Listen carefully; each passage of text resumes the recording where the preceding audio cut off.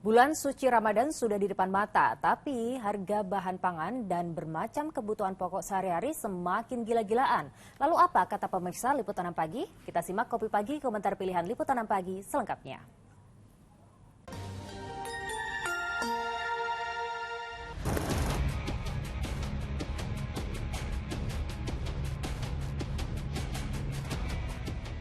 Coba dicek, jangan menginformasikan seperti itu ya. Coba dicek di Pasar Induk Cipinang.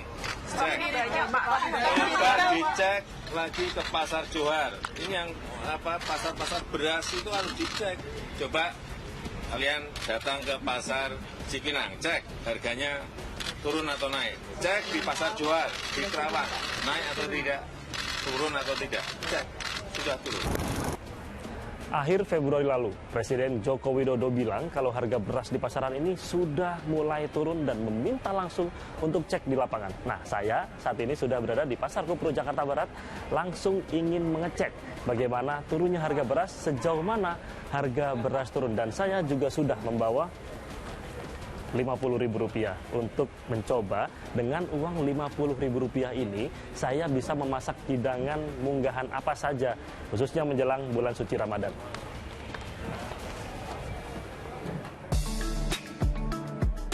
Setelah saya keliling-keliling, bawa uang Rp50.000, ternyata bukan cuma beras dong yang mahal, telur ayam, gula pasir, daging ayam potong, daging sapi, tomat, cabai, semua harganya melonjak.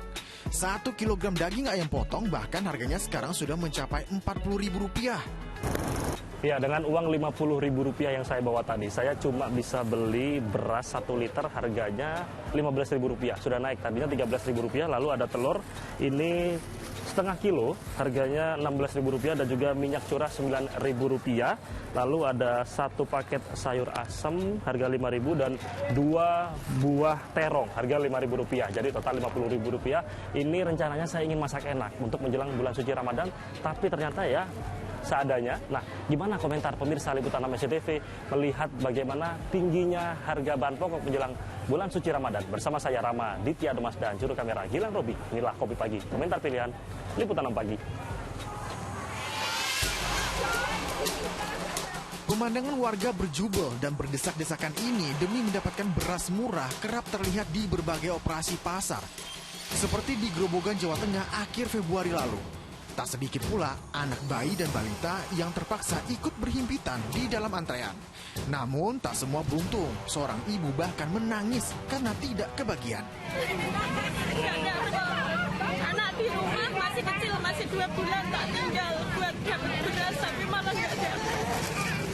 Padahal udah berdesak-desakan antrinya tadi. Udah 1 jam.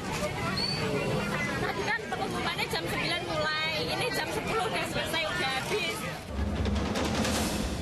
Antrean warga sepanjang mata memandang ini juga terjadi di Brebes, Jawa Tengah, Kamis pagi lalu.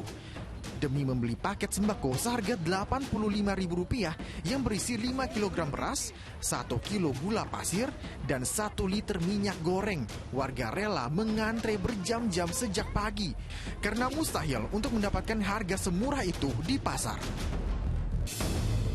Tingginya harga beras dan berbagai komoditas ini pun jadi isi hujatan interupsi dalam sidang paripurna DPR Perdana usai pemilu 5 Maret lalu.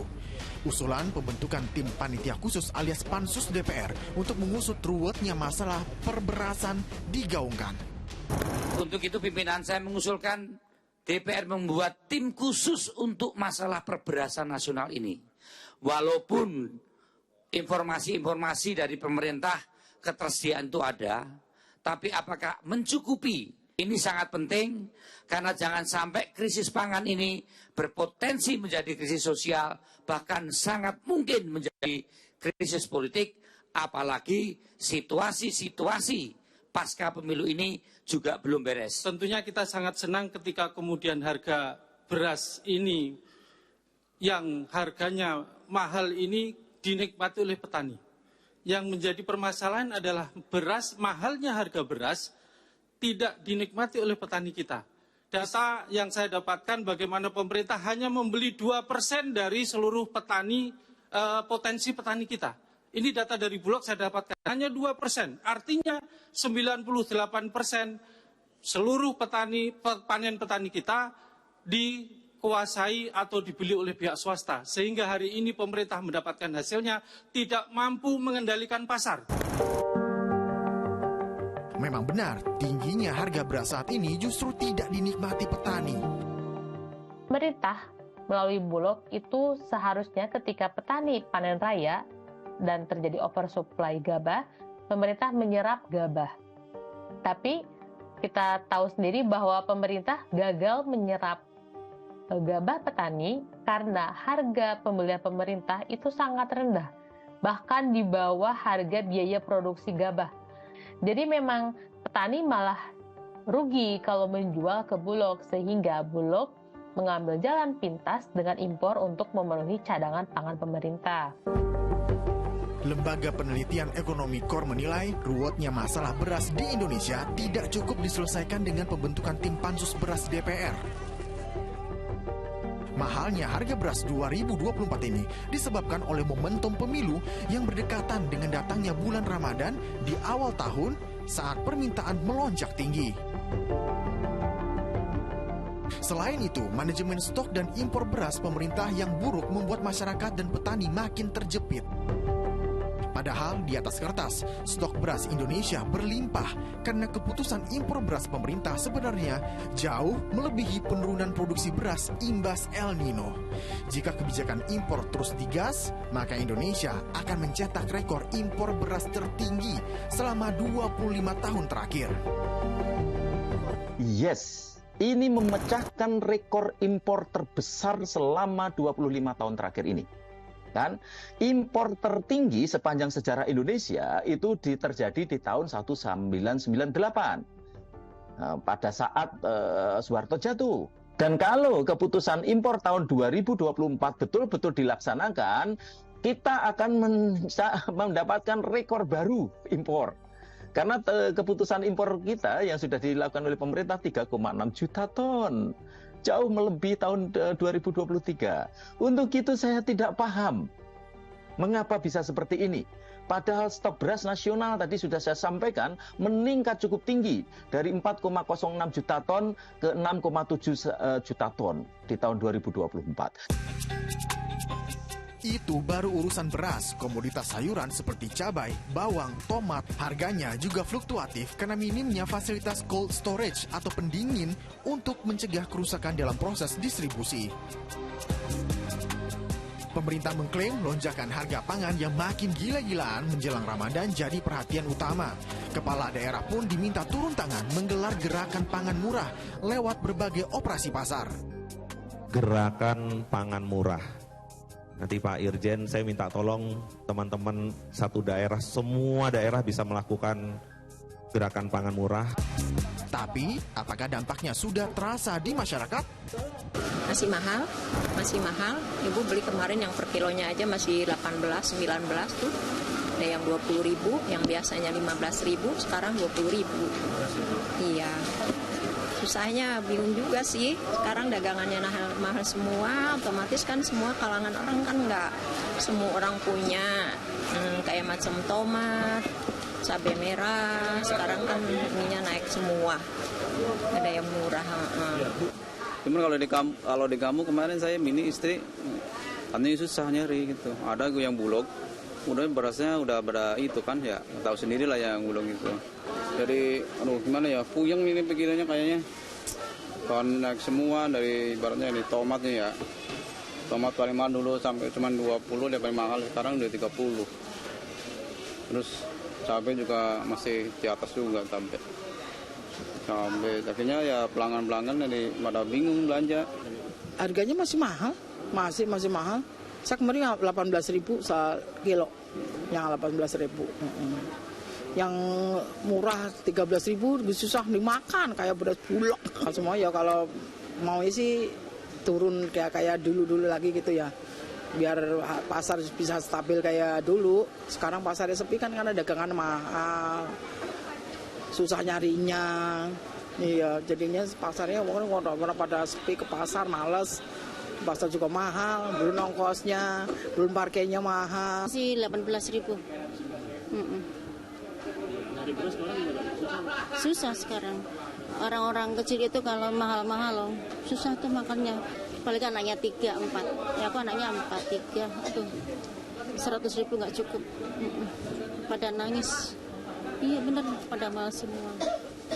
Nggak kayak dulu 50 buat beras, buat sembako, cabai. Cabai itu udah mahal semua, cabai itu 120, 150 ribu. Mahal. Karena saya itu nggak masak, kita beli. Tapi tahu beras naik tahu. Ya tahu beritanya. Iya, katanya sih ini udah turun. Benar atau enggak? Saya kurang tahu gitu. Belum, kalau beras belum turun, masih naik aja tetap. Terakhir beli beras yang 5 kilo itu kalau yang bulak 60.000. Yang 5 kiloan ya itu kalau nggak salah 60.000. Tapi kalau yang lebih bagus kan mahal, 100 lebih. Ya kalau semuanya barang naik kita juga bingung, gajinya nggak naik, jadi semuanya naik, buat belanja nggak kurang lagi. Iya, susah. Kayak sama aja kita pedagang juga begitu, mau belanja juga bingung, dijualnya juga susah. Ya itu cabai, sayuran itu dianggap sepele tapi malah lebih mahal sayuran sekarang. Sayuran semuanya mahal. Nah semuanya mahal, nggak ada yang murah. Sekarang kalau dihitung sekarang tuh nggak ada yang murah. Nggak cuma masyarakat Jakarta saja yang harus menghadapi tingginya harga-harga pangan memasuki bulan Ramadan. Di beberapa daerah lain, masyarakat bahkan harus pasrah merogoh kantong lebih dalam karena jurang ketimpangan alias disparitas harga yang tinggi untuk satu komoditas yang sama. Ya, dari data Badan Pangan Nasional per 7 Maret 2024 menyebutkan, misal untuk beras medium, untuk rata-rata harga nasional per kilogram, yaitu Rp14.300, sementara yang tertinggi ada di Papua Pegunungan dengan harga Rp17.600 per kilogram. Sementara untuk contoh lain, misal telur ayam ras, di mana untuk rata-rata harga nasional ini mencapai Rp31.300, sementara yang tertinggi ada di Papua Barat dengan angka atau harga Rp45.000 per kilogram. Nah, ini bisa kebayangkan ketika memang ingin memasak seperti yang saya masak tadi, yaitu nasi, telur, dan juga sayur asam. Gimana perbedaan tingginya harga ketika memasak di Jakarta, Papua Pegunungan, Papua Barat, atau mungkin Kalimantan Utara. Terlepas dari meroketnya harga-harga pangan dan kebutuhan pokok jelang Ramadan, asupan gizi di bulan puasa justru harus makin ekstra. Nah, bagaimana cara menyesuaikan isi kantong dengan kebutuhan gizi saat berpuasa? Apa saja yang harus dikonsumsi?